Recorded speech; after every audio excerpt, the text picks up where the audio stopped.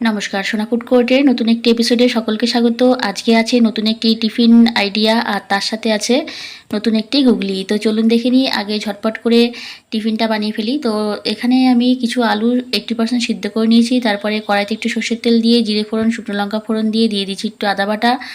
তারপরে একটু জল দিয়ে দিয়েছি। তারপরে দিয়ে দিলাম একটু জিরে গুঁড়ো, হলুদ গুঁড়ো, লঙ্কা গুঁড়ো। ভালো করে কষিয়ে দিয়ে দেবো একটু চারমগজ বাটা। ভালো করে কষিয়ে সিদ্ধ করা আলুগুলো দিয়ে আর একটু সমস্ত মশলার সাথে ভালো করে কষিয়ে নিয়ে একটু জল দিয়ে দেবো, অল্প করেই জল দেবো যেহেতু আলু সিদ্ধ আছে।